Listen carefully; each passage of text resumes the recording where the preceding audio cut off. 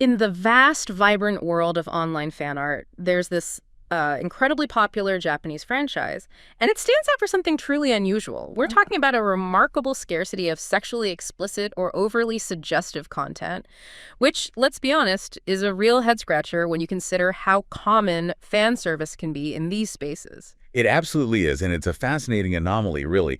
Most fandoms, especially for popular series, they inevitably produce a significant amount of adult-rated derivative works.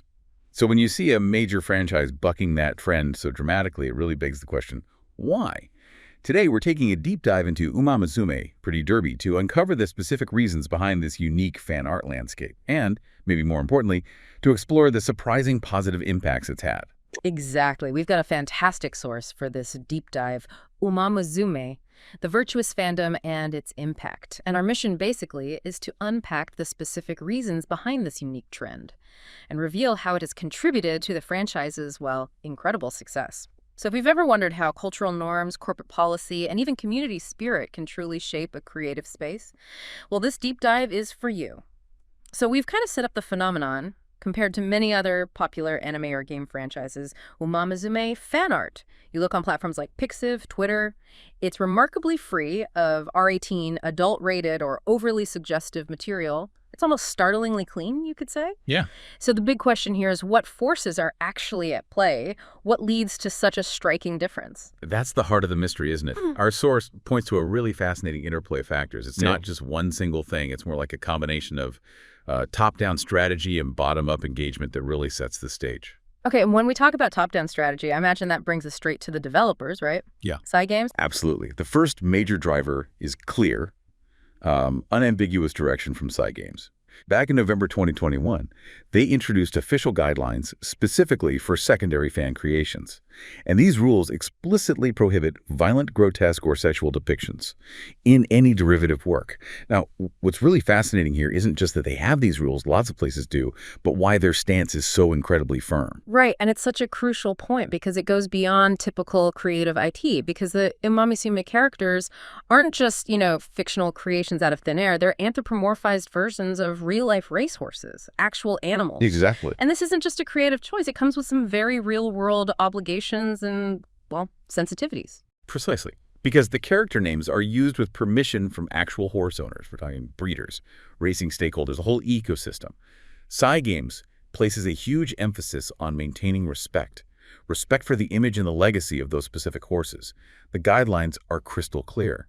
Works that could be seen as offensive to owners, fans, anyone involved in horse racing, and especially R18 content, are strictly forbidden. Wow, strictly forbidden. And they're not shy about stating that violations may result in legal action. So that clear, very early stance from the top significantly shaped the fan community's creative boundaries right from the start. So, okay, beyond those official, pretty ironclad rules, there's this even deeper, more personal layer tied to these real horses and their owners. How does that factor into this clean fandom? It's a really powerful, emotional, and even legal dimension.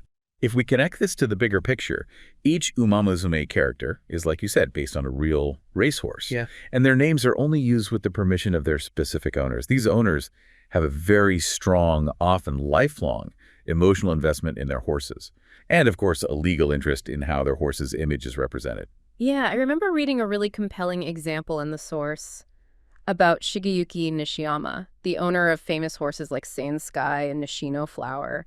Yeah. There was a moment where fans misinterpreted some initial statements he made, maybe about fan art tolerance, and he had to publicly step in and explicitly request that no sexual or inappropriate works featuring his horses be allowed, period. He did. That really underscored how sensitive and, frankly, protective these owners can be. It absolutely did. An instance like that, they made it abundantly clear to fans that creating inappropriate art wasn't just about violating some game rule. It could genuinely risk characters being removed from the franchise entirely. Oh, wow. Like completely pulled. Potentially, yes. Think about it.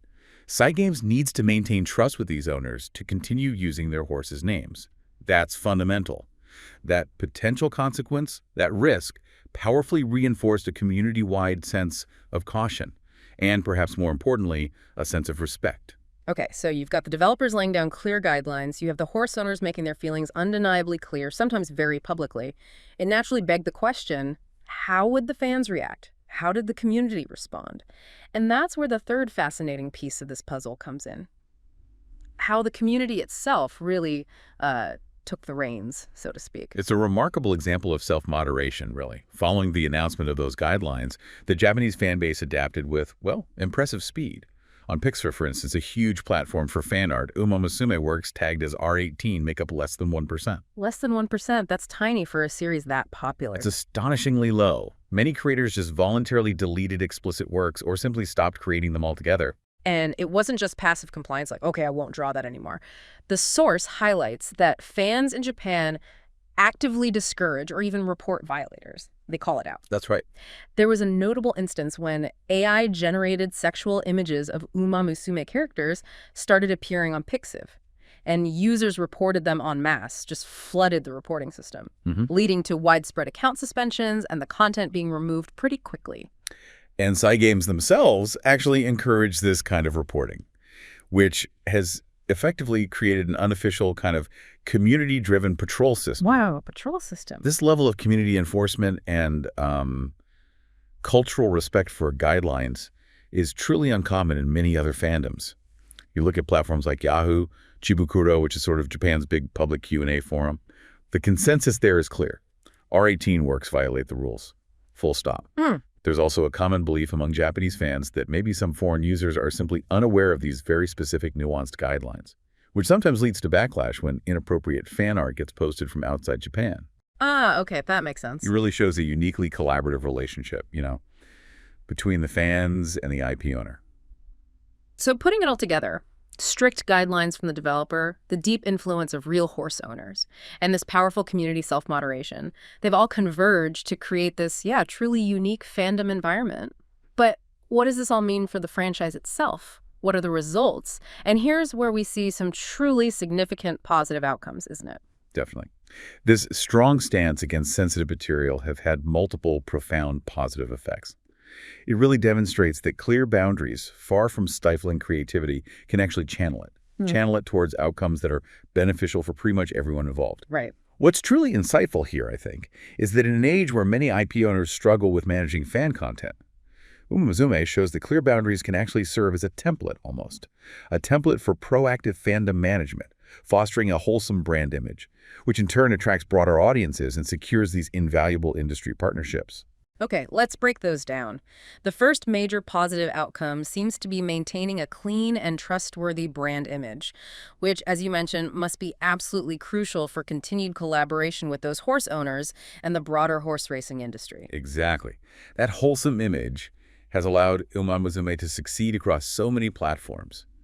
Anime, games, even live events, concerts, without ever compromising its core appeal or those critical partnerships. And this emphasis on all ages content, it's clearly paid off in terms of audience reach too, right? Oh, absolutely. Umamusume has managed to attract a remarkably wide demographic. We're talking children, families, a significant number of women, far beyond what you might typically see for, say, a gacha game or even some anime. That's right, and crucially, this broad appeal reinforces trust with the horse owners.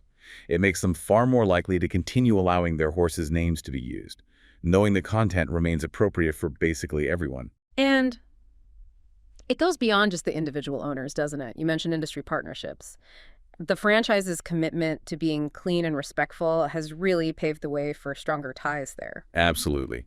Because of its untarnished image, Umamusume has been warmly embraced by official racing organizations, major sponsors. We've even seen songs from the anime being performed at actual, real race courses. Hey, seriously, at the track. Yes, which is a powerful testament, really, to how well the brand's image fits with that family-friendly, traditional Japanese sporting culture.